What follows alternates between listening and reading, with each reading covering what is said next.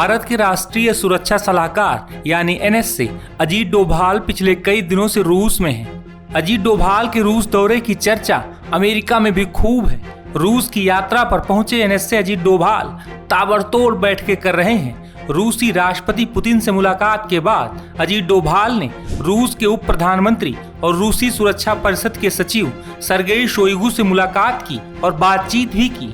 डोभाल का रूस दौरा ऐसे वक्त में हुआ जब भारत और अमेरिका के बीच कई मुद्दों पर ठनी हुई है। बता दें कि रूस से कच्चा तेल खरीदने की वजह से अमेरिकी राष्ट्रपति डोनाल्ड ट्रंप ने भारत पर 50% टैरिफ लगा दिया है। दरअसल भारत और रूस के बीच की नजदीकी ट्रंप को चुभ रही है।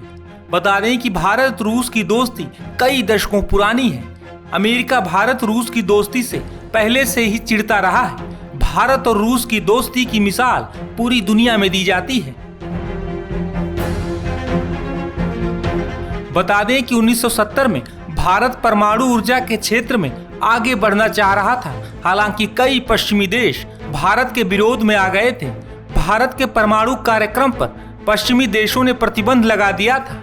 ऐसे में रूस ने भारत का साथ दिया था। भारत और पाकिस्तान के बीच 1971 में जंग हुई, जिसके बाद बांग्लादेश बना था। हालांकि जब भारतीय सेना ने युद्ध में बढ़त हासिल कर ली, तब अमेरिका ने भारत पर दबाव बनाने के लिए अपने 7वें बेड़े को बंगाल की खाड़ी में रवाना कर दिया था, जिसमें परमाणु संचालित विमान वाहक पोत यूएसएस एंटरप्राइज शामिल था। अमेरिका का इरादा भारत को डराकर युद्ध विराम के लिए मजबूर करना था। हालांकि जब ये बात रूस को पता चली तो उसने अपने नौसैनिक जहाज बंगाल की खाड़ी में तैनात कर दिए और अमेरिका के 7वें बेड़े के खिलाफ एक दीवार बनकर खड़ा हो गया। भारत के अंतरिक्ष कार्यक्रम में भी रूस ने काफी महत्वपूर्ण योगदान दिया है। भारत रूस से कई महत्वपूर्ण हथियार भी आयात करता है, जिसमें मिसाइल, पनडुब्बी और कई अन्य रक्षा उपकरण शामिल हैं। हाल ही में पाकिस्तान के खिलाफ संघर्ष के दौरान पाकिस्तानी मिसाइलों को जिस S-400 ने हवा में तबाह कर दिया था, वो S-400 missile defence system Bharat ने रूस से ही खरीदा है। वहीं भारत पर ट्रंप प्रशासन की ओर से टैरिफ थोपे जाने के बाद डोभाल के रूस दौरे से ये बात स्पष्ट हो गई है कि भारत और रूस का संबंध अटूट है। डोभाल के हालिया रूस दौरे को लेकर जानकारों ने क्या कहा है, सुनिए।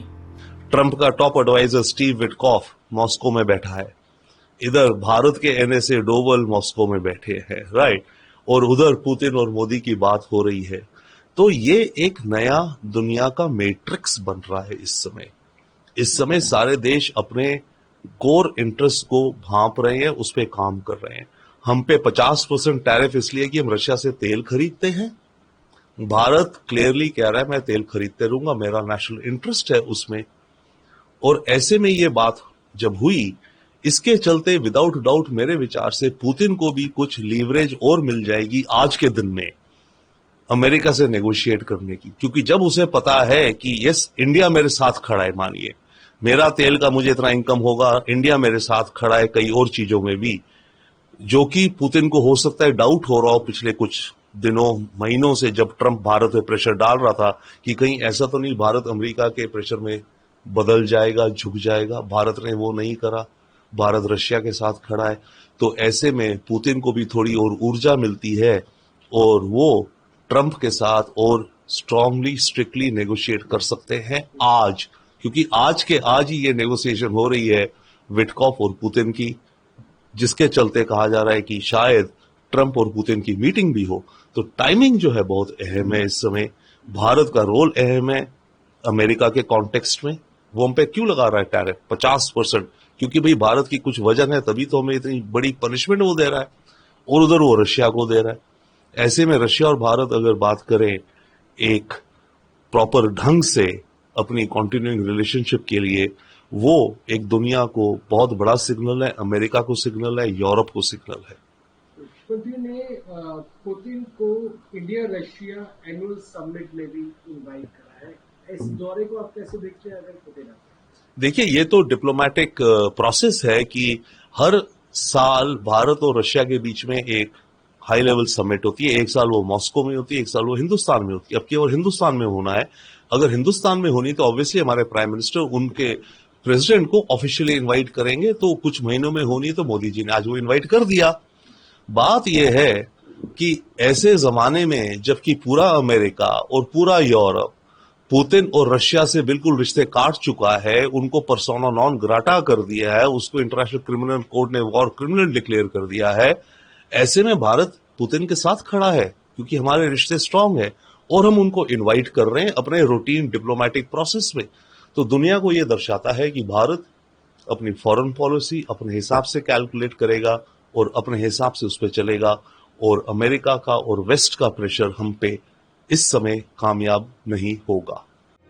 पूर्व केंद्रीय मंत्री एमजे अकबर ने हाल ही में अमेरिकी टैरिफ और डोभाल के रूस दौरे पर कई बातें कही थीं। देखिए, प्रेसिडेंट ट्रंप जो हैं, उनके दिमाग में ये बात घुस गया है कि एक हाथ में लाठी रखो और दूसरे हाथ से भैंस को भेजो, ठीक है, और फिर देखा जाएगा क्या होता है।